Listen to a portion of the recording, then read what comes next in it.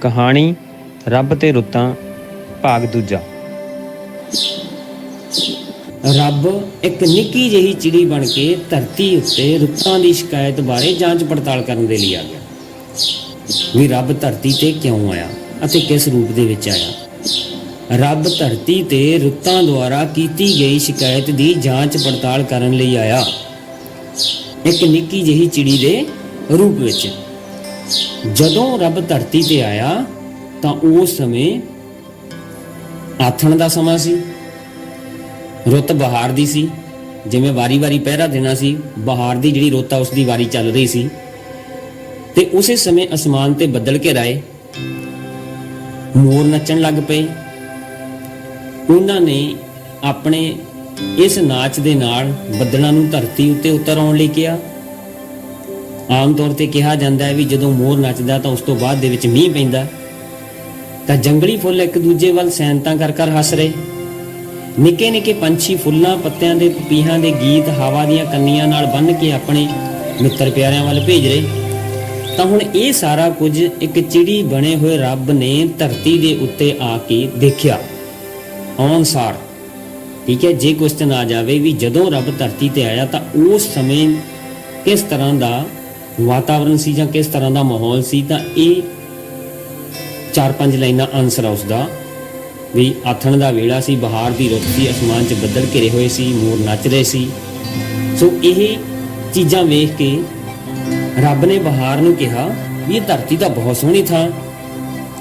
ਤਾਂ ਇੰਨੇ ਨੂੰ ਇੱਕ ਸ਼ਹਿਰ ਆ ਗਿਆ ਵੀ, ਕਿਉਂਕਿ ਉਹਨਾਂ ਨੇ ਆਣ ਕੇ ਕਿਹਾ ਸੀ ਵੀ ਧਰਤੀ ਦੇ ਉੱਪਰ ਤਾਂ ਕੋਈ ਸਾਡੀ ਅਹਿਮੀਅਤ ਹੀ ਨਹੀਂ। ਤਾਂ ਇਹਨਾਂ ਕੁਝ ਵੇਖ ਕੇ ਰੱਬ ਨੇ ਕਿਹਾ ਧਰਤੀ ਬੜੀ ਸੋਹਣੀ ਥਾਂ ਹੈ। ਤਾਂ ਸ਼ਹਿਰ ਦੇ ਵਿੱਚ ਬਹੁਤ ਭੀੜ ਸੀ, ਬੜਾ ਰੌਲਾ ਸੀ। ਹਰ ਕੋਈ ਇਸ ਤਰ੍ਹਾਂ ਲੱਗ ਰਿਹਾ ਸੀ ਜਿਵੇਂ ਕੋਈ ਗੁਆਚਿਆ ਹੋਇਆ ਹੋਵੇ। ਜਿਵੇਂ ਅਸੀਂ ਬਾਜ਼ਾਰਾਂ ਦੇ ਵਿੱਚ ਆਮ ਤੌਰ ਤੇ ਦੇਖਦੇ ਹਾਂ ਵੀ ਇੰਨੀ ਤੇਜ਼ ਰਫ਼ਤਾਰ ਦੇ ਨਾਲ ਲੋਕ ਲੰਘਦੇ ਆ, ਕੋਈ ਆਪਣੇ ਆਪ ਨੂੰ ਕੋਈ ਜਾਣ ਪਛਾਣ ਵਾਲਾ ਹੋਵੇ ਉਸ ਦੇ ਕੋਲ ਰੁਕਣ ਦੀ ਹਿੰਮਤ ਵੀ ਨਹੀਂ ਕਰਦੇ, ਉਸ ਦਾ ਹਾਲ ਚਾਲ ਪੁੱਛਣ ਦੀ ਕੋਸ਼ਿਸ਼ ਨਹੀਂ ਕਰਦੇ। ਤਾਂ ਐਂ ਲੱਗ ਰਿਹਾ ਸੀ ਜਿਵੇਂ ਸਾਰੇ ਲੋਕ ਅਸਮਾਨ ਤੋਂ ਡਿੱਗੇ ਹੋਣ, ਵੀ ਕੋਈ ਕਿਸੇ ਦਾ ਕੁਝ ਲੱਗਦਾ ਹੀ ਨਹੀਂ ਹੈ, ਕੋਈ ਕਿਸੇ ਨੂੰ ਜਾਣਦਾ ਹੀ ਨਹੀਂ ਹੈ। ਇੱਥੋਂ ਤੱਕ ਕਿ ਕਿਸੇ ਦੇ ਕੋਈ ਗਰਾਈ ਤੋਂ ਭਾਵ ਹੁੰਦਾ ਕਿਸੇ ਪਿੰਡ ਦਾ ਕੋਈ ਪ੍ਰਤੀਤ ਹੀ ਨਹੀਂ ਹੁੰਦਾ। ਨਹੀਂ ਤਾਂ ਕੋਈ ਆਪਾਂ ਨੂੰ ਜੇ ਜਾਣਦਾ ਹੋਵੇ ਅਸੀਂ ਉਸਦੇ ਕੋਲ ਰੁਕ ਕੇ ਗੱਲਬਾਤ ਕਰਦੇ ਹਾਂ। ਤਾਂ ਚਿੜੀ ਬਣੇ ਹੋਏ ਰੱਬ ਨੇ ਦੇਖਿਆ ਕਿ ਇਹ ਲੋਕ ਘੜੀ ਨੂੰ ਬਹੁਤ ਵਾਰੀ ਦੇਖਦੇ ਆ ਵੀ ਸ਼ਹਿਰ ਦੇ ਵਿੱਚ। ਉਸਨੇ ਇਹ ਚੀਜ਼ ਇੱਕ ਨੋਟ ਕੀਤੀ। ਤਾਂ ਕਿਸ ਲਈ ਇਹ ਪ੍ਰਸ਼ਨ ਰੱਬ ਨੇ ਬਹਾਰ ਨੂੰ ਪੁੱਛਿਆ ਵੀ ਇਹ ਘੜੀ ਕਿਉਂ ਦੇਖਦੇ ਆ। ਤਾਂ ਇੰਨੇ ਪ੍ਰਸ਼ਨ ਪੁੱਛਣ ਦੇ ਨਾਲ ਹੀ ਜਿਹੜਾ ਇੱਕ ਰੱਬ ਦੀ ਅਚਾਨਕ ਨਿਗਾਹ ਪਈ ਤਾਂ ਇੱਕ ਵਿਅਕਤੀ ਸੀ ਜਿਹੜਾ ਉਹ ਰੰਗ ਬਰੰਗੀਆਂ ਚਿੜੀਆਂ ਵੇਚ ਰਿਹਾ ਸੀ। ਪਿੰਜਰੇ ਦੇ ਵਿੱਚ ਬਹੁਤ ਸਾਰੀਆਂ ਚਿੜੀਆਂ ਤਾੜੀਆਂ ਹੋਈਆਂ ਸੀ। ਤਾਂ ਨਿੱਕੇ ਨਿੱਕੇ ਪਿੰਜਰਿਆਂ ਦਾ ਥੱਬਾ ਮੋਢੇ ਉੱਪਰ ਸੁੱਟੀ ਭਾਈ ਹੋਕਾ ਵੀ ਦੇ ਰਿਹਾ ਸੀ। ਤਾਂ ਹੁਣ ਰੱਬ ਹੈ ਜਿਹੜਾ ਉਹ ਖੁਦ ਚਿੜੀ ਬਣਿਆ ਹੋਇਆ ਸੀ। ਤਾਂ ਉਹ ਇਹਨੂੰ ਦੇਖ ਕੇ ਘਬਰਾ ਗਿਆ। ਉਹ ਉੱਥੋਂ ਛੇਤੀ ਉੱਡ ਕੇ ਇੱਕ ਮੰਦਿਰ ਦੇ ਵਿੱਚ ਚਲਾ ਗਿਆ। ਤਾਂ ਮੰਦਿਰ ਦੇ ਬਾਹਰ ਉਸਨੇ ਇੱਕ ਮੁੰਡਾ, ਇੱਕ ਲੜਕਾ ਨੰਗੇ ਪੈਰੀ, ਜਿਸ ਦੇ ਪਾਟਿਆ ਹੋਇਆ ਕਮੀਜ਼ ਪਾਇਆ ਸੀ, ਤਾਜ਼ੇ ਮੋਤੀਏ ਦਾ ਜਿਹੜਾ ਹਾਰ ਉਹ ਵੇਚ ਰਿਹਾ ਸੀ 2-2 ਆਨੇ ਦਾ। ਰੱਬ ਨੇ ਉਸ ਨੂੰ ਦੇਖਿਆ ਤਾਂ ਇੱਕ ਵਿਅਕਤੀ ਆਇਆ ਉਸ ਕੋਲ। ਤਾਂ ਉਸਨੇ ਉਸ ਨੂੰ ਕਿਹਾ ਵੀ ਆਲਾ ਫੜ 2 ਆਨਾ। ਠੀਕ ਹੈ, 2 ਆਨੇ ਦਾ ਹਾਰ ਦਿੰਦਾ ਸੀ। ਤਾਂ ਉਸ ਨੂੰ ਕਹਿੰਦਾ ਵੀ ਤੂੰ 1.5 ਆਨਾ ਲੈ ਲੈ। ਉਸ ਦੇ ਨਾਲ ਬਾਰਗੇਨਿੰਗ ਕਰਨ ਲੱਗਿਆ, ਉਸ ਦਾ ਰੇਟ ਘਟਾਉਣ ਲੱਗਿਆ। ਮੁੰਡਾ ਜੱਕੋ ਤੱਕੀ 'ਚ ਪੈ ਗਿਆ, ਸੋਚਾਂ ਦੇ ਵਿੱਚ ਪੈ ਗਿਆ। ਕਿਉਂਕਿ ਉਸਨੇ ਪਹਿਲਾਂ ਹੀ ਜਿਹੜਾ ਇਹਦਾ ਮੁੱਲ ਸੀ ਬਹੁਤ ਘੱਟ ਦੱਸਿਆ ਸੀ। ਤਾਂ ਹੁਣ ਉਸ ਵਿਅਕਤੀ ਨੂੰ ਪਤਾ ਲੱਗਿਆ ਵੀ ਇਸਨੇ ਮੈਨੂੰ ਇੰਨਾ ਸਸਤਾ ਹਾਰ ਦੇਣਾ ਨਹੀਂ ਹੈ। ਤਾਂ ਉਸਨੇ ਕੋਈ ਉਸ ਨੂੰ ਦਲੀਲ ਦਿੱਤੀ, ਉਸ ਨੂੰ ਸਲਾਹ ਦਿੱਤੀ। ਉਹ ਕਹਿੰਦਾ ਛੱਡ ਪਰਾਂ, ਇਹ ਕਿਹੜਾ ਕੋਈ ਖਾਣ ਵਾਲੀ ਚੀਜ਼ ਹੈ ਵੀ ਹੋਰ 2 ਘੰਟੇ ਨੂੰ ਇਹ ਉਹੀ ਬਹੇ ਹੋ ਜਾਣੇ ਆ। ਜਿਹੜੇ ਫੁੱਲ ਆ ਤਾਂ ਫੁੱਲ ਕਮਲਾ ਜਾਣੇ ਆ, ਵੀ ਇਹ ਕਿਹੜਾ ਕੋਈ ਖਾਣ ਵਾਲੀ ਚੀਜ਼ ਹੈ ਵੀ ਜਿਹੜੀ ਤੂੰ ਬਾਅਦ ਵਿੱਚ ਖਾ ਸਕਦਾ, ਤਾਂ ਇਹ ਖਤਮ ਹੋ ਜਾਣੀ ਹੈ। ਤੇ ਇੱਥੇ ਕੁਐਸਚਨ ਬਣਦਾ ਵੀ ਉਸ ਵਿਅਕਤੀ ਨੇ ਕਿਹੜੀ ਦਲੀਲ ਦਿੱਤੀ ਅਤੇ ਕਿਉਂ ਦਲੀਲ ਦਿੱਤੀ। ਉਸਨੇ ਕਿਹਾ ਵੀ ਇਸਨੇ ਹੋਰ 2 ਘੰਟਿਆਂ ਨੂੰ ਮੁਰਝਾ ਜਾਣਾ। ਕਿਉਂ ਦਿੱਤੀ ਦਲੀਲ? ਵੀ ਇਹ ਹਾਰ ਜਿਹੜਾ ਮੈਨੂੰ ਸਸਤੇ ਮੁੱਲ ਦੇ ਵਿੱਚ ਦੇ ਦੇਵੇ। ਤਾਂ ਹੁਣ ਇਹ ਗੱਲ ਮੁੰਡੇ ਨੂੰ ਸਮਝ ਆ ਗਈ। ਉਸਨੇ ਬੇਵਸ ਜਿਹਾ ਹੋ ਕੇ, ਮਜਬੂਰ ਹੋ ਕੇ, ਲਾਚਾਰ ਹੋ ਕੇ 1.5 ਆਨੇ ਨੂੰ ਹਾਰ ਦੇ ਦਿੱਤਾ। ਰੱਬ ਸਾਰਾ ਕੁਝ ਦੇਖ ਰਿਹਾ ਸੀ। ਤਾਂ ਉਹ ਵਿਅਕਤੀ ਮੰਦਿਰ ਦੇ ਵਿੱਚ ਪਹੁੰਚਿਆ।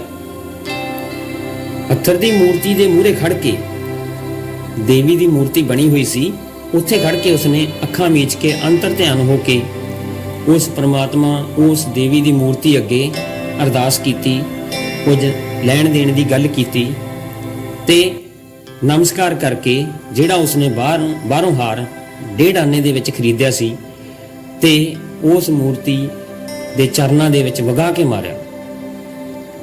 ਮਾਰਿਆ ਭਾਵ ਚਲਾ ਕੇ ਮਾਰਿਆ। ਤਾਂ ਹੁਣ ਇੱਥੇ ਜਿਹੜਾ ਉਸ ਦੁਆਰਾ ਕੋਈ ਸ਼ਰਧਾ ਨਹੀਂ ਦਿਖਾਈ ਗਈ ਵੀ ਹਾਰ ਜਿਹੜਾ ਇੱਕ ਬਾਹਰ ਛੋਟੇ ਮੁੰਡੇ ਤੋਂ, ਜੋ ਇੱਕ ਗਰੀਬ ਬੱਚਾ, ਉਸ ਤੋਂ ਰੇਟ ਘਟਾ ਕੇ ਖਰੀਦਿਆ ਗਿਆ ਤੇ ਅੰਦਰ ਮੱਥਾ ਟੇਕਣ ਮੌਕੇ ਉਹ ਜਿਹੜਾ ਹਾਰ ਸੀ ਚਰਨਾਂ ਦੇ ਵਿੱਚ ਵਗਾ ਕੇ ਮਾਰਿਆ। ਤਾਂ ਇਹ ਸਭ ਕੁਝ ਵੇਖ ਕੇ ਰੱਬ ਮੰਦਿਰ ਤੋਂ ਵੀ ਬਾਹਰ ਆ ਗਿਆ। ਠੀਕ ਹੈ, ਸਭ ਤੋਂ ਪਹਿਲਾਂ ਰੱਬ ਧਰਤੀ ਤੇ ਜਦੋਂ ਆਇਆ ਤਾਂ ਉਸ ਵਕਤ ਉਸਨੇ ਸ਼ਹਿਰ ਵੇਖਿਆ। ਸ਼ਹਿਰ ਦੇ ਵਿੱਚ ਚਿੜੀਆਂ ਵੇਚਦੇ ਹੋਏ ਵਿਅਕਤੀ ਨੂੰ ਵੇਖ ਕੇ ਉਹ ਘਬਰਾ ਗਿਆ ਤੇ ਉਹ ਮੰਦਿਰ ਦੇ ਵਿੱਚ ਚਲਾ ਗਿਆ। ਹੁਣ ਮੰਦਿਰ ਤੋਂ ਜਦੋਂ ਬਾਹਰ ਆਇਆ ਤਾਂ ਉਸਨੇ ਵੇਖਿਆ ਵੀ ਇੱਕ ਔਰਤ ਦੇ ਸਿਰ ਦੇ ਉੱਪਰ ਫੁੱਲ ਲਾਇਆ ਹੋਇਆ ਸੀ। ਤਾਂ ਰੱਬ ਦੀਆਂ ਅੱਖਾਂ ਦੇ ਵਿੱਚ ਚਮਕ ਆ ਗਈ। ਤਾਂ ਉਸਦੇ ਨਾਲ ਇੱਕ ਹੋਰ ਔਰਤ ਜਾ ਰਹੀ ਸੀ। ਉਸਨੇ ਦੂਸਰੀ ਔਰਤ ਨੂੰ ਕਿਹਾ ਵੀ ਤੂੰ ਆਪਣਾ ਸਿਰ ਢੱਕ ਲੈ, ਵੀ ਜ਼ਮਾਨਾ ਮਾੜਾ। ਤਾਂ ਉਹਨੂੰ ਐਂ ਲੱਗ ਰਿਹਾ ਸੀ ਵੀ ਜਿਵੇਂ ਉਸਦੀ ਸੱਸ ਜਾ ਰਹੀ ਸੀ। ਤਾਂ ਉਸਨੇ ਆਗਿਆਕਾਰ ਧੀਆਂ ਨੂੰਹਾਂ ਵਾਂਗ ਆਪਣਾ ਸਿਰ ਢੱਕ ਲਿਆ। ਤਾਂ ਹੁਣ ਰੱਬ ਇਹ ਸੋਚਣ ਲੱਗਿਆ ਵੀ ਜਿਸ ਚੁੰਨੀ ਦੇ ਨਾਲ ਇਸਨੇ ਆਪਣਾ ਸਿਰ ਢੱਕਿਆ, ਉਸ ਦੇ ਨਾਲ ਉਸ ਫੁੱਲ ਦਾ ਜਿਹੜਾ ਸਾਹ ਉਹ ਘੁੱਟ ਰਿਹਾ ਹੋਵੇਗਾ। ਇਹਨਾਂ ਨੂੰ ਕਣੀਆਂ ਉਤਰ ਆਈਆਂ, ਮੀਂਹ ਪੈਣ ਲੱਗ ਗਿਆ, ਆਵਾਜਾਈ ਹੋਰ ਤੇਜ਼ ਹੋ ਗਈ, ਬਰਸਾਤੀਆਂ ਛਤਰੀਆਂ ਚਮਕਣ ਲੱਗੀਆਂ। ਚਾਰ ਚਫੇਰਾ ਦੇਖਿਆ ਰੱਬ ਨੇ, ਚਿੜੀ ਬਣਿਆ ਰੱਬ ਜਿਹੜਾ ਹੈਰਾਨ ਹੋ ਕੇ ਦੇਖਣ ਲੱਗਿਆ ਵੀ ਜਿਹੜਾ ਇਹਨਾਂ ਕਣੀਆਂ ਦਾ ਲੋਕਾਂ ਦੇ ਉੱਪਰ ਕੋਈ ਅਸਰ ਹੀ ਨਹੀਂ ਹੋਇਆ। ਕਿਸੇ ਨੇ ਕਣੀਆਂ ਦੁਆਰਾ ਜੋ ਛੇੜਖਾਨੀ ਕੀਤੀ ਉਸ ਨੂੰ ਮਹਿਸੂਸ ਹੀ ਨਹੀਂ ਕੀਤਾ, ਵੀ ਨਾ ਹੀ ਕਿਸੇ ਦੇ ਅੱਖਾਂ ਦੇ ਵਿੱਚ ਕੋਈ ਖੁਸ਼ੀ ਆਈ। ਵੀ ਜਿਵੇਂ ਪਹਿਲਾਂ ਲੋਕ ਹੈਗੇ, ਜਦੋਂ ਮੀਂਹ ਪੈਂਦਾ ਸੀ ਤਾਂ ਲੋਕ ਬਾਹਰ ਨੂੰ ਭੱਜਦੇ ਸੀ। ਮੀਂਹ ਦੇ ਵਿੱਚ ਕੱਚੀ ਮਿੱਟੀ ਦੇ ਵਿੱਚੋਂ ਜਦੋਂ ਪਾਣੀ ਦੀਆਂ ਬੂੰਦਾਂ ਪੈਣੀਆਂ ਤਾਂ ਉਹ ਮਹਿਕ ਜਿਹੜੀ ਹੈ ਮਿੱਟੀ ਦੀ ਉਹ ਸਾਨੂੰ ਆਉਂਦੀ। ਤਾਂ ਉਹ ਕਹਿੰਦੇ ਵੀ ਅਜਿਹੀ ਸੁਗੰਧ ਵੀ ਕੋਈ ਲੈਣ ਦੇ ਲਈ ਨਾ ਆਇਆ ਤੇ ਨਾ ਹੀ ਕਿਸੇ ਨੇ ਆਪਣੇ ਵਾਲ ਖੋਲ ਕੇ ਮੀਂਹ ਦੇ ਵਿੱਚ ਜੋ ਕਣੀਆਂ ਬੂੰਦਾਂ ਜੋ ਉਸ ਦਾ ਆਨੰਦ ਨਹੀਂ ਮਾਣਿਆ। ਤੇ ਹੁਣ ਰੱਬ ਬਹਾਰ ਦੇ ਮੂੰਹ ਵੱਲ ਤੱਕਣੋਂ ਝਿਜਕਦਾ ਸੀ। ਤਾਂ ਇੱਥੇ ਕੁਐਸਚਨ ਹੈ ਵੀ ਉਹ ਬਹਾਰ ਦੇ ਵੱਲ ਮੂੰਹ ਕਰਕੇ ਤੱਕਣੋਂ ਝਿਜਕ ਕਿਉਂ ਰਿਹਾ ਸੀ, ਸ਼ਰਮਾ ਕਿਉਂ, ਸੰਗਦਾ ਕਿਉਂ ਸੀ? ਵੀ ਹੁਣ ਉਹ ਸੰਗਦਾ ਝਿਜਕਦਾ ਇਸ ਲਈ ਸੀ ਕਿਉਂਕਿ ਜਦੋਂ ਹੁਣ ਰੱਬ ਧਰਤੀ ਤੇ ਆਇਆ ਤਾਂ ਬਹਾਰ ਦੀ ਵਾਰੀ ਚੱਲ ਰਹੀ ਸੀ, ਰੁੱਤ ਦੀ। ਤਾਂ ਧਰਤੀ ਦਾ ਮਾਹੌਲ ਦੇਖ ਕੇ ਉਸਨੇ ਬਹਾਰ ਨੂੰ ਕਿਹਾ ਸੀ ਵੀ ਦੇਖੋ ਧਰਤੀ ਤਾਂ ਬਹੁਤ ਸੋਹਣੀ ਥਾਂ ਹੈ। ਤਾਂ ਉਸ ਵਕਤ ਉਸਨੇ ਇਹ ਸ਼ਬਦ ਕਹੇ ਕਰਕੇ ਹੁਣ ਜਿਹੜਾ ਅਸਲੀਅਤ ਦੇਖ ਕੇ ਹੁਣ ਰੱਬ ਜਿਹੜਾ ਬਹਾਰ ਦੇ ਵੱਲ ਦੇਖਣ ਨੂੰ ਝਿਜਕ ਰਿਹਾ ਸੀ। ਸੋ ਉਹ ਉਸ ਸ਼ਹਿਰ ਵੱਲ ਪਿੱਠ ਕਰਕੇ ਤੁਰ ਪਿਆ ਵੀ ਜਿੱਥੇ ਮੀਂਹ ਪੈਣ ਲੱਗਾ ਸੀ। ਤਾਂ ਹੁਣ ਸ਼ਹਿਰ ਪਿੱਛੇ ਰਹਿ ਗਿਆ। ਵਿੰਗੀ ਟੇਢੀ ਡੰਡੀ, ਇੱਥੇ ਬੁੱਕ ਦੇ ਵਿੱਚ ਡਿੰਗੀ ਲਿਖਿਆ ਹੋਇਆ ਤਾਂ ਇਸ ਨੂੰ ਕਰੈਕਟ ਕਰ ਲਿਓ, ਵਿੰਗੀ ਟੇਢੀ ਡੰਡੀ ਉੱਤੇ। ਡੰਡੀ ਕੀ ਹੁੰਦੀ ਹੈ ਵੀ ਜੋ ਖੇਤਾਂ ਦੇ ਵਿੱਚ ਰਸਤਾ, ਠੀਕ ਹੈ, ਕੋਈ ਖਾਲੀ ਥਾਂ ਦੇ ਵਿੱਚ ਘਾਹ ਫੂਸ ਉੱਗਿਆ ਵਾ ਹੋਵੇ ਤਾਂ ਉੱਥੋਂ ਦੀ ਜਦੋਂ ਅਸੀਂ 2-3 ਵਾਰ ਲੰਘਦੇ ਹਾਂ, 10 ਵਾਰ ਲੰਘਦੇ ਹਾਂ ਤਾਂ ਉਸ ਜਿੱਥੇ ਸਾਡੇ ਪੈਰ ਟਿਕਦੇ ਜਾਂਦੇ ਆ ਉਸ ਥਾਂ ਤੋਂ ਘਾਹ ਜਿਹੜਾ ਖਤਮ ਹੋ ਜਾਂਦਾ। ਠੀਕ ਹੈ, ਕੋਈ ਫਸਲ ਹੋਵੇ ਤਾਂ ਵੀ ਉਹ ਖਤਮ ਹੋ ਜਾਂਦੀ ਹੈ। ਤਾਂ ਉਹ ਥਾਂ ਜਿਹੜਾ ਹੈਗਾ ਇੱਕ ਰਸਤਾ ਬਣ ਜਾਂਦਾ, ਉਸ ਨੂੰ ਡੰਡੀ ਕਿਹਾ ਜਾਂਦਾ, ਤੰਗ ਰਸਤਾ। ਸੋ ਖੁੱਲੇ ਖੇਤਾਂ ਦੇ ਵਿਚਕਾਰ ਇੱਕ ਬੰਦਾ ਗਾਉਂਦਾ ਤੁਰਿਆ ਹੁੰਦਾ ਸੀ। ਉਸਨੇ ਦੇਖਿਆ ਵੀ ਖੇਤਾਂ ਦੇ ਵਿੱਚ ਡੰਡੀ ਆ ਰਿਹਾ ਸੀ। ਤਾਂ ਉਹ ਗੀਤ ਗਾ ਰਿਹਾ ਸੀ ਵੀ ਮੈਨੇ ਤੁਮਕੋ ਨਾ ਮਿਲਨੇ ਕੀ ਕਸਮ ਖਾਈ ਹੈ। ਠੀਕ ਹੈ, ਵੀ ਜਿਵੇਂ ਉਹ ਆਪਣੀ ਪ੍ਰੇਮਿਕਾ ਨੂੰ ਕਹਿ ਰਿਹਾ ਹੋਵੇ। ਤਾਂ ਹੁਣ ਰੱਬ ਨੇ ਬਹਾਰ ਨੂੰ ਪੁੱਛਿਆ ਵੀ ਕਿਹਨੂੰ ਨਾ ਮਿਲਣ ਦੀ ਕਸਮ ਖਾਧੀ ਹੈ ਇਹਨੇ? ਤਾਂ ਹੁਣ ਬਹਾਰ ਨੇ ਉਸ ਨੂੰ ਜਵਾਬ ਦਿੱਤਾ ਵੀ ਉਸ ਨੂੰ ਜਿਹੜਾ ਬਹਾਰ ਦੇ ਮੌਸਮ ਵਿੱਚ ਸ਼ਾਇਦ ਉਸ ਨੂੰ ਸਭ ਤੋਂ ਵੱਧ ਯਾਦ ਆ ਰਿਹਾ ਹੋਵੇ, ਵੀ ਇਸ ਮੌਸਮ ਦੇ ਵਿੱਚ ਕਿਸੇ ਨੂੰ ਉਸ ਨੂੰ ਯਾਦ ਆ ਰਿਹਾ ਹੋਵੇ ਤਾਂ ਪਰ ਉਸ ਨੂੰ ਉਹ ਕਹਿ ਰਿਹਾ ਵੀ ਮੈਂ ਤੈਨੂੰ ਨਾ ਮਿਲਣ ਦੀ ਕਸਮ ਖਾਧੀ ਹੈ। ਉਹ ਕਹਿੰਦੇ ਤੈਨੂੰ ਕਿਵੇਂ ਪਤਾ? ਰੱਬ ਨੇ ਬਹਾਰ ਨੂੰ ਕਿਹਾ ਤਾਂ ਉਹ ਕਹਿੰਦਾ ਨਾ ਮਿਲਦੀ ਇਸ ਨੂੰ ਕਸਮ ਜੋ ਖਾਣੀ ਪੈ ਰਹੀ ਹੈ। ਕਣੀਆਂ ਹੋਰ ਤੇਜ਼ ਹੋ ਗਈਆਂ, ਡੰਡੀ ਡੰਡੀ ਜਾ ਰਹੇ ਉਸ ਬੰਦੇ ਨੇ ਮੋਢੇ ਛੱਡੇ ਚੁਟਕੀਆਂ ਵਜਾਈਆਂ, ਮੋਢੇ ਛੱਡੇ ਚੁਟਕੀਆਂ ਵਜਾਈਆਂ ਭਾਵ ਆਪਣੇ ਆਪ ਦੇ ਵਿੱਚ ਪੂਰਨ ਰੂਪ ਚ ਮਸਤ ਹੋ ਕੇ ਬੱਦਲਾਂ ਦੇ ਵੱਲ ਵਾਕਫ ਹੁੰਦੇ ਜਾਣਕਾਰ, ਵੀ ਜਿਵੇਂ ਆਪਾਂ ਰੱਬ ਨੂੰ ਜਾਣਦੇ ਹੋਈਏ ਵੀ ਸਾਡੀ ਰੱਬ ਦੇ ਨਾਲ ਸਿੱਧੀ ਗੱਲਬਾਤ ਹੈ। ਵੇਖਦਿਆਂ ਕਿਹਾ ਤੇ ਵੇਖਿਆ ਤੇ ਸਾਰੇ ਆਪੇ ਨਾਲ ਗਾਇਆ, ਮੈਨੇ ਤੁਮਕੋ ਨਾ ਮਿਲਣੇ ਕੀ ਕਸਮ ਖਾਈ ਹੈ। ਸਾਹਮਣੇ ਉਹ ਪਿੰਡ ਚਿੱਠੀਆਂ ਦੇ ਕੇ ਮੁੜੇ ਆਉਂਦੇ ਡਾਕੀਏ ਨੇ ਉਸ ਨੂੰ ਪਹਿਚਾਣ ਲਿਆ ਵੀ ਇਹ ਬੰਦਾ ਉਸ ਨੂੰ ਜਾਣਦਾ ਸੀ। ਤਾਂ ਉਸ ਨੇ ਸਾਈਕਲ ਹੌਲੀ ਕਰ ਲਿਆ, ਉਸਦੇ ਕੋਲ ਡਾਕੀਆ ਸੀ ਜਿਹੜਾ। ਤਾਂ ਹੁਣ ਡਾਕੀਏ ਨੇ ਦੇਖਿਆ ਵੀ ਇਹ ਭਿੱਜ ਰਿਹਾ ਮੀਂਹ ਦੇ ਵਿੱਚ, ਵੀ ਤੁਰ ਕੇ ਜਾਵੇਗਾ, ਲੇਟ ਹੋ ਜਾਵੇਗਾ, ਭਿੱਜ ਜਾਵੇਗਾ, ਵੀ ਇਸ ਨੂੰ ਮੈਂ ਸਾਈਕਲ ਤੇ ਛੱਡ ਆਉਣਾ। ਕਹਿੰਦਾ ਮੀਂਹ ਆ ਰਿਹਾ, ਕਿਹਾ ਤਾਂ ਮੈਂ ਛੱਡ ਆਉਣਾ, ਜਾਣਾ ਕਿੱਥੇ ਆ। ਤਾਂ ਡਾਕੀਏ ਨੇ ਆਪਣੇ ਨੱਕ ਉੱਤੇ ਐਨਕ ਠੀਕ ਕਰਦਿਆਂ ਇੱਕ ਪੈਰ ਧਰਤੀ ਉੱਤੇ ਲਾ ਕੇ ਸਾਈਕਲ ਰੋਕਦਿਆਂ ਪੁੱਛਿਆ, ਤੇ ਜਾਣਾ ਤਾਂ ਕਿਤੇ ਵੀ ਨਹੀਂ। ਜਦੋਂ ਉਸਨੇ ਇਹ ਗੱਲ ਸੁਣੀ ਵੀ ਡਾਕੀਆ ਉਸ ਨੂੰ ਕਹਿ ਰਿਹਾ ਸੀ ਤੂੰ ਜਾਣਾ ਕਿੱਥੇ ਆ, ਤਾਂ ਉਹ ਕਹਿੰਦਾ ਵੀ ਜਾਣਾ ਤਾਂ ਮੈਂ ਕਿਤੇ ਵੀ ਨਹੀਂ ਹੈ। ਵੀ ਉਸਨੇ ਉਸਦੀ ਗੱਲ ਦਾ ਕੀ ਜਵਾਬ ਦਿੱਤਾ। ਜੇ ਕੁਐਸਚਨ ਆ ਜਾਵੇ ਵੀ ਜਿਹੜਾ ਡਾਕੀਏ ਦੁਆਰਾ ਪੁੱਛੇ ਪ੍ਰਸ਼ਨ ਦਾ ਉਸ ਵਿਅਕਤੀ ਨੇ ਕੀ ਉੱਤਰ ਦਿੱਤਾ, ਪ੍ਰਸ਼ਨ ਕੀ ਪੁੱਛਿਆ ਸੀ, ਤੂੰ ਜਾਣਾ ਕਿੱਥੇ ਆ, ਤਾਂ ਉਸਨੇ ਕੀ ਜਵਾਬ ਦਿੱਤਾ ਵੀ ਜਾਣਾ ਤਾਂ ਮੈਂ ਕਿਤੇ ਵੀ ਨਹੀਂ ਹੈ। ਉਸਨੇ ਆਪਣੀ ਚਾਲ ਬਿਨਾਂ ਹੌਲੀ ਕੀਤਿਆਂ ਲੰਘਦੇ ਨੇ ਕਿਹਾ, ਕਹਿੰਦਾ ਮੀਂਹ ਆ ਰਿਹਾ, ਕੱਪੜੇ ਭਿੱਜ ਜਾਣਗੇ। ਇਹ ਗੱਲ ਬਹੁਤੀ ਉਸਦੀ ਥਾਂ ਡਾਕੀਏ ਨੇ ਸ਼ਾਇਦ ਆਪਣੇ ਕਸੇ ਮੈਲੇ ਖਾਕੀ ਕੱਪੜਿਆਂ ਦਾ ਧਿਆਨ ਧਰ ਕੇ ਕਹੀ ਸੀ। ਠੀਕ ਹੈ, ਖਾਕੀ ਕੱਪੜੇ ਜੋ ਇਹਨਾਂ ਦੀ ਯੂਨੀਫਾਰਮ ਹੁੰਦੀ ਹੈ ਡਾਕੀਏ ਦੀ, ਉਸ ਨੂੰ ਪਤਾ ਸੀ ਵੀ ਉਹ ਕਹਿੰਦਾ ਵੀ ਇਸ ਦਾ ਆਪਣੇ ਵੀ ਕੱਪੜੇ ਭਿੱਜ ਰਹੇ ਆ, ਤਾਂ ਉਸਨੇ ਇਸ ਕਰਕੇ ਕਿਹਾ ਸੀ। ਤਾਂ ਕਹਿੰਦਾ ਤੁਸੀਂ ਚੱਲੋ, ਮੀਂਹ ਤੋਂ ਪਹਿਲਾਂ ਟਿਕਾਣੇ ਪਹੁੰਚੋ। ਖਚਰੀ ਜਿਹੀ ਹਾਸੀ ਹੱਸਦਿਆਂ ਉਸ ਬੰਦੇ ਨੇ ਡਾਕੀਏ ਨੂੰ ਕਿਹਾ। ਉਹ ਬੰਦਾ ਜਿਹੜਾ ਡੰਡੀ ਤੁਰਿਆ ਆਉਂਦਾ ਸੀ, ਜਦੋਂ ਸੜਕ ਤੇ ਪਹੁੰਚਿਆ ਤਾਂ ਉੱਥੇ ਉਸਨੇ ਉਸ ਦਾ ਮਜ਼ਾਕ ਉਡਾਉਂਦੇ ਹੋਏ, ਖਚਰੀ ਭਾਵ ਮਜ਼ਾਕ ਉਡਾਉਣ ਵਾਲਾ ਹਾਸਾ ਸੀ ਜਿਹੜਾ, ਉਸਨੇ ਕਿਹਾ ਵੀ ਤੂੰ ਪਹੁੰਚ ਆਪਦੇ ਟਿਕਾਣੇ। ਤਾਂ ਕਾਲੀ ਜਿਹੜਾ ਪੈਡਲ ਮਾਰਦਾ ਡਾਕੀਆ ਸੋਚ ਰਿਹਾ ਸੀ ਵੀ ਇਸ ਦੇ ਵਿੱਚ ਹੱਸਣ ਵਾਲੀ ਭਲਾ ਕਿਹੜੀ ਗੱਲ ਸੀ। ਤੇ ਉਹ ਜਿਹੜਾ ਵਿਅਕਤੀ ਸੀ ਪਿੰਡ ਤੋਂ ਦੂਰ ਮਣੀਆਂ ਵਾਲੇ ਟੋਭੇ ਵੱਲ ਬੰਦਾ ਮੁੜ ਪਿਆ। ਮਣੀਆਂ ਜਿੱਥੇ ਮੁਰਦਿਆਂ ਨੂੰ ਦਫਨਾਇਆ ਜਾਂਦਾ ਉਸ ਪਲੇਸ ਦੇ ਵਿੱਚ ਟੋਭਾ ਹੁੰਦਾ, ਟੋਆ। ਠੀਕ ਹੈ, ਕੋਈ ਟੋਆ ਸੀ ਉੱਥੇ, ਉਸ ਪਾਸੇ ਨੂੰ ਚਲਾ ਗਿਆ। ਕਿਉਂ? ਚਿੜੀ ਬਣੇ ਰੱਬ ਨੇ ਬਹਾਰ ਨੂੰ ਪੁੱਛਿਆ ਵੀ ਇੱਧਰ ਨੂੰ ਕਿਉਂ ਗਿਆ ਉਹ। ਤਾਂ ਉਹ ਕਹਿੰਦਾ ਵੀ ਖਬਰੇ ਸੋਚਦਾ ਹੋਵੇ ਸ਼ਾਇਦ ਮਰਨ ਵਾਲਿਆਂ 'ਚ ਕੋਈ ਜਿਉਂਦਾ ਬੰਦਾ ਹੀ ਹੋਵੇ। ਚਿੜੀ ਬਣਿਆ ਰੱਬ ਸੀ ਜਿਹੜਾ ਹੱਸ ਪਿਆ। ਠੀਕ ਹੈ, ਤਾਂ ਇੱਥੇ ਬੰਦਿਆਂ ਨੂੰ ਕਹਿੰਦਾ ਮਰ ਕੇ ਪਤਾ ਲੱਗਦਾ ਵੀ ਉਹ ਜਿਉਂਦੇ ਵੀ ਸੀ। ਭਾਵ ਕੀ ਹੈ, ਲੋਕ ਆਪਣੇ ਆਪਣੇ ਕੰਮਾਂ ਦੇ ਵਿੱਚ ਇੰਨੇ ਜਿਹੜੇ ਖੋ ਚੁੱਕੇ ਹੈਗੇ, ਉਹ ਆਪਣੇ ਜੀਵਨ ਦਾ ਜਿਹੜਾ ਆਨੰਦ ਚੰਗੀ ਤਰ੍ਹਾਂ ਉਹ ਨਹੀਂ ਮਾਣ ਸਕਦੇ। ਇਹਨਾਂ ਵਿਗਿਆਨਕ ਕਾਢਾਂ ਦੇ ਵਿੱਚ ਘਿਰੇ ਹੋਏ ਹੈਗੇ ਆ, ਕੁਦਰਤ ਦਾ ਆਨੰਦ ਨਹੀਂ ਮਾਣ ਰਹੇਗੇ। ਤਾਂ ਉਸ ਤੋਂ ਬਾਅਦ ਦੇ ਵਿੱਚ ਉਹ ਬੰਦਾ ਜਿਹੜਾ ਸੀ ਟੋਭੇ ਦੇ ਕੰਢੇ ਪਹੁੰਚ ਗਿਆ। ਤਾਂ ਉਸ ਟੋਭੇ ਦੇ ਵਿੱਚ, ਉਸ ਟੋਏ ਦੇ ਵਿੱਚ ਭੰਬੂਲ ਖਿਲੇ ਹੋਏ ਸੀ। ਭੰਬੂਲ ਹੁੰਦੇ ਆ ਫੁੱਲ ਜਿਨ੍ਹਾਂ ਦੀ ਛੋਟੀ ਉਮਰ ਹੁੰਦੀ, ਬਹੁਤ ਹੀ ਛੋਟੀ ਉਮਰ ਦੇ ਲੋਕਰ ਦੇ ਫੁੱਲ ਹੁੰਦੇ ਆ। ਤਾਂ ਕਿੰਨਾ ਹੀ ਕੁਝ ਉਸ ਬੰਦੇ ਦੇ ਮਨ ਵਿੱਚ ਖਿੜ ਗਿਆ। ਉਸਨੇ ਲਰਜਾ ਕੇ ਕੰਬ ਕੇ ਆਪਣੇ ਤੁਰ ਅੰਦਰਲੇ ਬੋਲਾਂ ਰਾਹੀਂ ਗਾਇਆ। ਕੋਈ ਪੂਰੀ ਤਰ੍ਹਾਂ ਮਸਤ ਹੋ ਕੇ ਉਸਨੇ ਗੀਤ ਗਾਇਆ ਵੀ ਮੈਨੇ ਤੁਮਕੋ ਨਾ ਮਿਲਣੇ ਕੀ ਕਸਮ ਖਾਈ। ਤਾਂ ਟੋਭੇ ਵਿੱਚ ਬਗਲੇ ਸੀ ਜਿਹੜੇ ਚੋਲ ਕਦਮੀ ਕਰਦੇ ਫਿਰਦੇ ਸੀ, ਵੀ ਪਾਣੀ ਦੇ ਵਿੱਚ ਉਹ ਮਸਤੀਆਂ ਕਰ ਰਹੇ ਸੀ, ਤਾਂ ਕੁਝ ਬੋਲ ਵੀ ਰਹੇ ਸੀ। ਉਸ ਨੂੰ ਲੱਗਿਆ ਵੀ ਜਿਵੇਂ ਉਹ ਕਹਿ ਰਹੇ ਹੋਣ ਚੰਗਾ। ਭਾਵ ਜੋ ਪੰਛੀਆਂ ਦੀ ਜਿਹੜੀ ਵਰਡਿੰਗ ਹੈ, ਉਹਨਾਂ ਦੀ ਸ਼ਬਦਾਵਲੀ ਹੈ, ਵਾਤਾਵਰਣ ਦੇ ਵਿੱਚ ਬਨਸਪਤੀ ਦੀ ਸ਼ਬਦਾਵਲੀ ਬੰਦਾ ਉਹੀ ਸਮਝ ਸਕਦਾ ਜਿਹੜਾ ਆਪ ਖੁਦ ਉਸ ਕੁਦਰਤ ਦੇ ਨਾਲ, ਉਸ ਵਾਤਾਵਰਣ ਦੇ ਨਾਲ ਇੱਕਮਿਕ ਹੋਇਆ ਵਾ ਹੋਵੇ। ਤਾਂ ਟੋਭੇ ਦੇ ਇੱਕ ਸਮੈਲੇ ਪਾਣੀ ਦੇ ਵਿੱਚ ਉਸ ਨੂੰ ਜਦੋਂ ਉਸਨੇ ਦੇਖਿਆ ਜਿਹੜੇ ਉਹ ਚੋਲ ਕਦਮੀ ਕਰਦੇ ਫਿਰਦੇ ਵੀ ਉਸ ਦੀਆਂ ਗੱਲਾਂ ਦਾ ਉਹ ਜਵਾਬ ਦੇ ਰਹੇ ਆ। ਤਾਂ ਟੋਭੇ ਦੇ ਇੱਕ ਸਮੈਲੇ ਪਾਣੀ ਵਿੱਚ ਡਿੱਗਦੀਆਂ ਕਣੀਆਂ ਨਾਲ ਪਾਣੀ ਦੇ ਜਿਵੇਂ ਕੁਤਕਤਾਣੀਆਂ ਨਿਕਲ ਰਹੀਆਂ ਹੋਣ, ਵੀ ਜਿਵੇਂ ਕਣੀਆਂ ਡਿੱਗਦੀਆਂ ਸੀ, ਸਮੈਲਾ ਗੰਦਾ ਪਾਣੀ ਸੀ ਜਿਹੜਾ, ਤਾਂ ਉਸ ਦੇ ਵਿੱਚ ਬੁਲਬੁਲੀਆਂ ਬਣ ਰਹੀਆਂ ਸੀ। ਤਾਂ ਉਹ ਐਂ ਲੱਗਦਾ ਸੀ ਗੁਦਗੁਦੀ ਹੋ ਰਹੀ ਹੋਵੇ। ਤਾਂ ਫਿਰ ਉਸਨੇ ਕੰਢੇ ਉੱਤੇ ਬੈਠ ਕੇ ਟੋਭੇ ਦੀ ਚੀਕਣੀ ਕਾਲੀ ਮਿੱਟੀ ਆਪਣੇ ਹੱਥਾਂ ਨੂੰ ਮਲ ਲਈ, ਵੀ ਮਿੱਟੀ ਗਿੱਲੀ ਹੋਈ ਸੀ। ਤਾਂ ਉਸ ਮਿੱਟੀ ਨੂੰ ਚੱਕਿਆ ਆਪਣੇ ਹੱਥਾਂ ਦੇ ਉੱਤੇ ਉਸਨੇ ਮਲ ਲਿਆ। ਫਿਰ ਉਹ ਹੱਥਾਂ ਨੂੰ ਹਿਲਾ ਕੇ ਹੱਥਾਂ ਦਾ ਪਰਛਾਵਾਂ ਪਾਣੀ ਵਿੱਚ ਦੇਖਦਾ ਹੈਰਾਨ ਹੋ ਰਿਹਾ ਸੀ ਕਿ ਜਿਵੇਂ ਮਿੱਟੀ ਦੇ ਬਣੇ ਹੋਏ ਹੱਥ ਕਿੰਜ ਨ੍ਰਿਤ ਕਰ ਰਹੇ ਹੈਗੇ ਆ। ਉਸ ਨੂੰ ਲੱਗ ਰਿਹਾ ਸੀ ਵੀ ਜਿਹੜੇ ਮਿੱਟੀ ਦੇ ਹੱਥ ਉਸਨੇ ਮਿੱਟੀ ਦੇ ਨਾਲ ਲਵੇੜੇ ਹੋਏ ਆ ਨਾ, ਇਹ ਤਰ੍ਹਾਂ ਦੇ ਨਾਚ ਕਰ ਰਹੇ ਹੈਗੇ ਆ। ਉਸ ਦੇ ਨਾਲ ਉਸ ਨੂੰ ਲੱਗ ਰਿਹਾ ਜਿਵੇਂ ਸੱਚੀ ਮੁੱਚੀ ਦੇ ਹੋਣ। ਨ੍ਰਿਤ ਤੋਂ ਭਾਵ ਹੁੰਦਾ ਨਾਚ, ਵੀ ਕਿਸ ਢੰਗ ਦੇ ਨਾਲ ਉਹ ਨਾਚ ਕਰ ਰਹੇ ਹੈਗੇ ਆ। ਤਾਂ ਇਹਨਾਂ ਹੱਥਾਂ ਦੀ ਇੰਨ ਬਿੰਨ ਨਕਲ ਪਾਣੀ ਵਿੱਚ ਦਿਸਦਾ ਇਹਨਾਂ ਦਾ ਪਰਛਾਵਾਂ ਕਰ ਰਿਹਾ ਸੀ। ਜਿਸ ਤਰਫ ਵੀ ਉਹ ਆਪਣਾ ਜਿਹੜਾ ਹੱਥ ਮੋੜਦਾ ਸੀ ਉਹੀ ਪਰਛਾਵਾਂ ਉਸ ਨੂੰ ਪਾਣੀ ਦੇ ਵਿੱਚ ਦਿਖਾਈ ਦਿੰਦਾ। ਤਾਂ ਇਸ ਤਰੀਕੇ ਦੇ ਨਾਲ ਉਸ ਨੂੰ ਇਹ ਬਹੁਤ ਵੱਡੀ ਕਰਾਮਾਤ ਲੱਗੀ ਵੀ ਜਿਹੜੇ ਮੇਰੇ ਮਿੱਟੀ ਦੇ ਨਾਲ ਲਵੇੜੇ ਹੋਏ ਹੱਥ ਆ, ਉਹੀ ਜਿਹੜਾ ਰੂਪ ਹੈ ਮਿੱਟੀ ਦੇ ਵਿੱਚ ਵੀ ਪਾਣੀ ਦੇ ਵਿੱਚ ਜਿਹੜੇ ਹੱਥ ਦਿਸ ਰਹੇ ਹੈਗੇ, ਨ੍ਰਿਤ ਕਰ ਰਹੇ ਹੈਗੇ ਆ ਇਹ। ਤਾਂ ਉਸ ਨੂੰ ਕਰਾਮਾਤ ਲੱਗੀ, ਕੋਈ ਚਮਤਕਾਰ ਲੱਗਿਆ।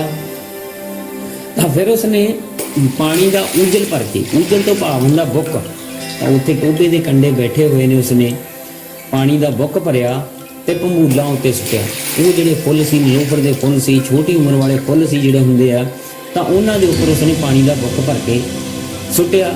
ਨੱਚ ਉੱਠੇ ਤਾਂ ਗੀਤ ਗਾਉਣਾ ਸ਼ੁਰੂ ਕੀਤਾ ਉਸਨੇ। ਸੁਹਜਾਂ ਦੀ ਜਿੰਦ ਮੇਰੀ, ਸੁਹਜਾਂ ਦੀ ਸੁੰਦਰਤਾ ਚਮਕਾ ਜਿਹੜੀ, ਸੋ ਸੁਹਜਾਂ ਦੀ ਜਿੰਦ ਮੇਰੀ, ਬੱਦਲਾਂ ਦੀ ਜਿੰਦ ਮੇਰੀ, ਵੀ ਜਿਹੜੀ ਜਿੰਦ ਜਾਨ ਹੈ ਇਹ ਚੀਜ਼ਾਂ ਮੇਰੀਆਂ, ਬੱਦਲ ਮੇਰੀ ਜਿੰਦ ਜਾਨ ਹੈ। ਪੰਛੀਆਂ ਦੇ ਵਿੱਚ ਜਿੰਦ, ਪੰਛੀਆਂ ਦੀ ਜਿਹੜੀ ਜਿੰਦ, ਪੱਤਿਆਂ ਦੀ ਜਿੰਦ, ਪੌਣਾ ਦੀ ਜਿੰਦ, ਪੌਣਾ ਹੁੰਦੀਆਂ ਹਵਾ। ਤਾਂ ਹੁਣ ਜਿਹੜਾ ਹੈਗਾ ਇਹ ਰੱਬ ਦੁਆਰਾ ਜੋ ਵੀ ਸਾਡੀ ਕੁਦਰਤ ਦੀ ਸਿਰਜਣਾ ਕੀਤੀ ਹੋਈ ਹੈ, ਕੁਦਰਤ ਜੋ ਸਾਡੇ ਆਲੇ ਦੁਆਲੇ ਹੈ, ਤਾਂ ਉਸ ਦੇ ਨਾਲ ਇਹ ਪੂਰਨ ਰੂਪ ਦੇ ਵਿੱਚ ਇੱਕਮਿਕ ਹੋਇਆ ਸੀ। ਤਾਂ ਕਹਿੰਦਾ ਮੈਨੇ ਤੁਮਕੋ ਨਾ ਮਿਲਣੇ ਕੀ ਕਸਮ ਖਾਈ ਹੈ। ਤਾਂ ਭਾਵ ਇਸ ਕੁਦਰਤ ਦੀ ਜਿਹੜੀ ਸੁੰਦਰਤਾ ਨੂੰ ਦੇਖਦਿਆਂ ਹੋਇਆਂ ਉਹ ਆਪਣੀ ਪ੍ਰੇਮਿਕਾ ਨੂੰ ਵੀ ਇਹ ਗੱਲ ਕਹਿਣ ਤੋਂ ਨਹੀਂ ਝਿਜਕਦਾ ਵੀ ਮੈਂ ਤੈਨੂੰ ਨਾ ਮਿਲਣ ਦੀ ਕਸਮ ਖਾਧੀ ਹੈ, ਕਿਉਂਕਿ ਉਸ ਦਾ ਜਿਹੜਾ ਪ੍ਰੇਮ ਪਿਆਰ ਆਪਣੀ ਸੋਝਾਂ ਭਾਵ ਆਪਣੇ ਵਾਤਾਵਰਣ ਕੁਦਰਤ ਦੇ ਨਾਲ ਸੀ। ਇੰਨਾ ਉਹ ਜਿਹੜਾ ਬਹੁਤ ਜ਼ਿਆਦਾ ਇਸ ਦੇ ਨਾਲ ਜੁੜ ਚੁੱਕਿਆ ਸੀ ਕੁਦਰਤ ਦੇ ਨਾਲ। ਸੋ ਕੁਦਰਤ ਦਾ ਆਨੰਦ ਮਾਣਨ ਵਾਲਾ ਉਹ ਵਿਅਕਤੀ ਸੀ। ਸੋ ਹੋਰ ਕਿਸੇ ਦੀ ਕੋਈ ਪਰਵਾਹ ਨਹੀਂ ਕਰਦਾ ਸੀ ਉਹ। ਤਾਂ ਇਸੇ ਕਰਕੇ ਇਹਨਾਂ ਗੀਤਾਂ ਦੇ ਰਾਹੀਂ ਵੀ ਕਹਿ ਸਕਦਾ ਵੀ ਕਹਿ ਰਿਹਾ ਹੈਗਾ ਵੀ ਸਾਰੇ ਪਾਸੇ ਉਸ ਦੀ ਪੰਛੀਆਂ ਦੇ ਵਿੱਚ ਵੀ ਜਿੰਦ ਆ, ਉਸ ਦੀ ਪੌਣਾਂ ਦੇ ਵਿੱਚ ਵੀ ਆ, ਪੱਤਿਆਂ ਦੇ ਵਿੱਚ ਵੀ ਆ। ਤਾਂ ਫਿਰ ਉਸਨੇ ਹੱਥ ਧੋ ਲਏ ਤਾਂ ਟੋਬੇ ਕੰਡੇ ਖੜੇ ਬਰੋਟੇ ਨਾਲ, ਬਰੋਟਾ ਬੋੜ ਦਾ ਰੁੱਖ ਹੁੰਦਾ, ਤਾਂ ਅੱਖਾਂ ਹੀ ਅੱਖਾਂ ਦੇ ਨਾਲ ਇਸ਼ਾਰੇ ਕਰ ਰਿਹਾ ਸੀ ਉੱਥੇ। ਤਾਂ ਤੇਜ਼ ਹਵਾ ਵਿੱਚ ਬਰੋਟੇ ਦੇ ਜਿਹੜੇ ਪੱਤੇ ਸੀ, ਪੱਤੇ ਜਿਹੜੇ ਵੱਡੇ ਹੁੰਦੇ ਇਸ ਦੇ ਸਾਈਜ਼ ਦੇ ਵਿੱਚ ਖੜਕਾ ਕਰਦੇ ਹੈਗੇ ਆ, ਥੋੜੇ ਜਿਹੇ ਸਖਤ ਹੁੰਦੇ ਪੱਤੇ, ਜਿਵੇਂ ਭੱਜੇ ਜਾ ਰਹੇ ਹੁਣ ਉਹ ਆਵਾਜ਼ ਆ ਰਹੀ ਸੀ ਹਵਾ ਦੇ ਨਾਲ। ਤਾਂ ਚਿੜੀ ਬਣੇ ਬਰੋਟੇ ਉੱਤੇ ਬੈਠੇ ਰੱਬ ਵੱਲ ਤੱਕ ਕੇ ਉਸ ਬੰਦੇ ਨੇ ਸੀਟੀ ਮਾਰੀ। ਤਾਂ ਚਿੜੀ ਬਣੇ ਬਰੋਟੇ ਉੱਤੇ ਬੈਠੇ ਰੱਬ ਵੱਲ ਤੱਕ ਕੇ ਉਸ ਬੰਦੇ ਨੇ, ਉਹ ਰੱਬ ਨੂੰ ਉਸ ਨੂੰ ਨਹੀਂ ਸੀ ਪਤਾ ਇਹ ਰੱਬ ਆ, ਉਹ ਚਿੜੀ ਸੀ ਬੈਠੀ। ਤਾਂ ਹੁਣ ਉਸ ਬੰਦੇ ਨੇ ਚਿੜੀ ਨੂੰ ਦੇਖ ਕੇ ਸੀਟੀ ਮਾਰੀ। ਤਾਂ ਚਿੜੀ ਬਣੇ ਰੱਬ ਦੇ ਕੋਲ ਖੜੋਤੀ ਬਹਾਰ ਸ਼ਰਮਾ ਗਈ ਵੀ ਇਹ ਵਿਅਕਤੀ ਕਿਸ ਤਰ੍ਹਾਂ ਦਾ ਹੈ, ਵੀ ਇਸ ਨੂੰ ਇਹ ਪਤਾ ਹੀ ਨਹੀਂ ਵੀ ਇਹ ਰੱਬ ਖੁਦ ਬੈਠਾ ਹੈ। ਤਾਂ ਉਸਨੇ ਤਾਂ ਉਸ ਨੂੰ ਪੰਛੀ ਸਮਝ ਕੇ ਸੀਟੀ ਮਾਰੀ ਸੀ। ਤਾਂ ਰੱਬ ਹੱਸ ਕੇ ਬੋਲਿਆ ਵੀ ਉਹਨਾਂ ਸਾਰਿਆਂ ਲਈ ਨਾ ਸਹੀ, ਉਹ ਸਾਰੇ ਕੌਣ ਜਿਹੜੇ ਇਹਨਾਂ ਰੁੱਤਾਂ ਦਾ ਆਨੰਦ ਨਹੀਂ ਮਾਣਦੇ, ਉਹਨਾਂ ਸਾਰਿਆਂ ਲਈ ਨਾ ਸਹੀ ਅਜਿਹੇ ਇੱਕ ਲਈ, ਵੀ ਚਾਹੇ ਦੁਨੀਆ ਦੇ ਉੱਪਰ ਅਜਿਹਾ ਕੋਈ ਇੱਕ ਬੰਦਾ ਹੀ ਹੋਵੇ ਜੋ ਕੁਦਰਤ ਦਾ ਆਨੰਦ ਮਾਣਨ ਵਾਲਾ ਹੋਵੇ, ਕੁਦਰਤ ਨਾਲ ਇੱਕਮਿਕ ਹੋਣ ਵਾਲਾ ਹੋਵੇ, ਅਜਿਹੇ ਆਦਮੀ ਦੇ ਲਈ ਰੁੱਤਾਂ ਧਰਤੀ ਤੇ ਆਉਂਦੀਆਂ ਹੀ ਰਹਿਣਗੀਆਂ। ਬੱਦਲ ਵਰਦੇ ਰਹਿਣਗੇ, ਵੀ ਮੀਂਹ ਵੀ ਇਸੇ ਤਰ੍ਹਾਂ ਪੈਂਦੇ ਰਹਿਣਗੇ, ਫੁੱਲ ਖਿੜਦੇ ਰਹਿਣਗੇ, ਸੂਰਜ ਚੜ੍ਹਦੇ ਰਹਿਣਗੇ। ਕਿਹੋ ਜਿਹੇ ਦੇ ਲਈ ਜਿਹੜਾ ਗੀਤ ਗਾ ਰਿਹਾ ਸੀ ਮੈਨੇ ਤੁਮਕੋ ਨਾ ਮਿਲਣੇ ਕੀ ਕਸਮ ਖਾਈ ਹੈ। ਸੋ ਬਹਾਰ ਨੇ ਆਖਿਆ ਜਿਵੇਂ ਆ ਗਿਆ ਆ ਕੇ ਸਿਰ ਨਿਵਾ ਦਿੱਤਾ। ਤਾਂ ਬਹਾਰ ਨੂੰ ਸਮਝ ਆ ਗਈ ਵੀ ਹੁਣ ਰੱਬ ਨੇ ਇਹ ਫੈਸਲਾ ਕਰ ਲਿਆ ਵੀ ਰੁੱਤਾਂ ਧਰਤੀ ਤੇ ਹੀ ਆਉਂਦੀਆਂ ਰਹਿਣਗੀਆਂ। ਤਾਂ ਚਿੜੀ ਬਣਿਆ ਰੱਬ ਜਿਹੜਾ ਸੋਚ ਰਿਹਾ ਸੀ ਉੱਪਰ ਸਵਰਗ ਜਾਇਆ ਜਾਵੇ ਕਿ ਨਾ, ਕਿਉਂਕਿ ਰੱਬ ਨੂੰ ਇਹ ਧਰਤੀ ਜਿਹੜੀ ਸਵਰਗ ਤੋਂ ਘੱਟ ਨਹੀਂ ਲੱਗੀ। ਵੀ ਕੁਝ ਲੋਕ ਇਦਾਂ ਦੇ ਵੀ ਹੈ ਜੋ ਕੁਦਰਤ ਦਾ ਆਨੰਦ ਮਾਣਦੇ ਆ ਚੰਗੀ ਤਰ੍ਹਾਂ ਔਰ ਉਸ ਦੇ ਨਾਲ ਇੱਕਮਿਕ ਹੋ ਕੇ ਰਹਿੰਦੇ ਆ। ਵੀ ਸਾਰੇ ਲੋਕ ਹੀ ਜਿਹੜਾ ਵਿਗਿਆਨਕ ਕਾਢਾਂ ਦੀ ਵਰਤੋਂ ਨਹੀਂ ਕਰਦੇ। ਕੁਝ ਲੋਕ ਇਦਾਂ ਦੇ ਵੀ ਹੈ ਜਿਹੜੇ ਇਹਨਾਂ ਰੁੱਤਾਂ ਦੇ ਉੱਪਰ ਵੀ ਨਿਰਭਰ ਕਰਦੇ ਆ, ਇਹਨਾਂ ਰੁੱਤਾਂ ਦਾ ਆਨੰਦ ਵੀ ਮਾਣਦੇ ਆ। ਸੋ ਸਾਨੂੰ ਇਸ ਕਹਾਣੀ ਦਾ ਜਿਹੜਾ ਵਿਸ਼ਾ ਇਸ ਤੋਂ ਸਾਨੂੰ ਪਤਾ ਕੀ ਲੱਗਿਆ ਹੈ, ਸਾਨੂੰ ਦੱਸਿਆ ਕਿ ਇਸ ਕਹਾਣੀ ਦੇ ਵਿੱਚ ਵੀ ਜਿਹੜਾ ਰਾਈਟਰ ਨੇ ਸਾਨੂੰ ਦੱਸਿਆ ਵੀ ਬੜੇ ਸਹਿਜ ਤੇ ਰੌਚਕ ਢੰਗ ਨਾਲ ਵੀ ਜੋ ਮਨੁੱਖ ਨੇ ਵਿਗਿਆਨਕ ਢੰਗਾਂ ਦੇ ਨਾਲ ਆਪਣਾ ਜੀਵਨ ਸਿਰਜਿਆ, ਜੋ ਵਿਗਿਆਨਕ ਢੰਗਾਂ ਦੇ ਨਾਲ ਆਪਣਾ ਜੀਵਨ ਸਿਰਜਿਆ ਹੋਇਆ, ਜੋ ਵਿਗਿਆਨਕ ਕਾਢਾਂ ਦੇ ਨਾਲ, ਤਾਂ ਉਹਦੇ ਉੱਪਰ ਚੋਟ ਕੀਤੀ ਹੈ ਇੱਕ। ਤੇ ਮਨੁੱਖੀ ਜੀਵਨ ਜਿੰਨਾ ਉਹ ਕਹਿੰਦੇ ਕੁਦਰਤੀ ਸਾਧਨਾਂ ਦੇ ਨਾਲ ਇੱਕਮਿਕ ਹੋਣ ਤੇ ਸੁਹਾਵਣਾ ਹੋ ਸਕਦਾ ਉਹਨਾਂ ਵਿਗਿਆਨਕ ਸਾਧਨਾਂ ਨਾਲ ਨਹੀਂ, ਕਿਉਂਕਿ ਇਹਨਾਂ ਵਿਗਿਆਨਕ ਸਾਧਨਾਂ ਨੇ ਸਾਨੂੰ ਮੁਸੀਬਤਾਂ ਵੀ ਦਿੱਤੀਆਂ ਹੋਈਆਂ ਤੇ ਨਾਲ ਜੋ ਸਾਨੂੰ ਸਹੂਲਤਾਂ ਦਿੱਤੀਆਂ। ਤਾਂ ਹੁਣ ਇਸ ਤੋਂ ਸਾਨੂੰ ਸਿੱਖਿਆ ਕੀ ਮਿਲਦੀ ਹੈ ਵੀ ਸਾਨੂੰ ਜਿਹੜਾ ਕੁਦਰਤ ਦਾ ਆਨੰਦ ਮਾਣਨਾ ਚਾਹੀਦਾ, ਵੀ ਕੁਦਰਤ ਦੇ ਨਾਲ ਇੱਕਮਿਕ ਹੋ ਕੇ ਰਹਿਣ ਦੀ ਸਾਨੂੰ ਪ੍ਰੇਰਨਾ ਦਿੱਤੀ ਹੈ। ਵਿਗਿਆਨਕ ਕਾਢਾਂ ਦੇ ਉੱਪਰ ਸਾਨੂੰ ਨਿਰਭਰ ਨਹੀਂ ਹੋਣਾ ਚਾਹੀਦਾ। ਹਰੇਕ ਚੀਜ਼ ਦੇ ਦੋ ਪਾਸੇ ਹੁੰਦੇ ਆ, ਜਿਵੇਂ ਸਿੱਕੇ ਦੇ ਦੋ ਪਾਸੇ ਹੁੰਦੇ ਆ, ਠੀਕ ਹੈ, ਉਵੇਂ ਕਿਸੇ ਵੀ ਚੀਜ਼ ਦੇ ਕੋਈ ਚੰਗਾ ਤੇ ਇੱਕ ਮਾੜਾ। ਤਾਂ ਹੁਣ ਇਸੇ ਤਰ੍ਹਾਂ ਜਿਹੜਾ ਇੱਕ ਚੰਗਾ ਤੇ ਮਾੜਾ ਪੱਖ ਹੈਗਾ ਕਿਸੇ ਵੀ ਚੀਜ਼ ਦਾ, ਤਾਂ ਉਸ ਦੇ ਵਿੱਚ ਇਸੇ ਤਰ੍ਹਾਂ ਵਿਗਿਆਨਕ ਕਾਢਾਂ ਨੇ ਸਾਨੂੰ ਸੁੱਖ ਸਹੂਲਤਾਂ ਦਿੱਤੀਆਂ, ਇਹ ਚੰਗਾ, ਤੇ ਨਾਲ ਹੀ ਅਨੇਕਾਂ ਮੁਸੀਬਤਾਂ ਦਿੱਤੀਆਂ, ਇਹ ਮਾੜਾ। ਸੋ ਅਸੀਂ ਜਿਹੜਾ ਇਹਨਾਂ ਵਿਗਿਆਨਕ ਕਾਢਾਂ ਦੇ ਵਿੱਚ ਪੂਰੀ ਤਰ੍ਹਾਂ ਖੁੱਭ ਚੁੱਕੇ ਹਾਂ, ਇਸੇ ਕਰਕੇ ਹੀ ਸਾਨੂੰ ਉਸ ਦਾ ਜਿਹੜਾ ਮਾੜਾ ਪੱਖ ਆ ਉਹ ਦਿਖਾਈ ਨਹੀਂ ਦੇ ਰਿਹਾ। ਜਦੋਂ ਅਸੀਂ ਪੂਰਨ ਰੂਪ ਦੇ ਵਿੱਚ ਉਹਨਾਂ ਦੇ ਵਿੱਚ ਖੁੱਭ ਜਾਈਏ, ਪੂਰਨ ਰੂਪ ਦੇ ਵਿੱਚ ਉਹਨਾਂ ਦੇ ਵਿੱਚ ਮਸਤ ਹੋ ਜਾਈਏ, ਤਾਂ ਸਾਨੂੰ ਜਿਹੜੇ ਉਸ ਦੇ ਗੁਣ ਔਗਣ ਜਿਹੜੇ ਆ ਉਹ ਦਿਸਣੋਂ ਹਟ ਜਾਂਦੇ ਆ।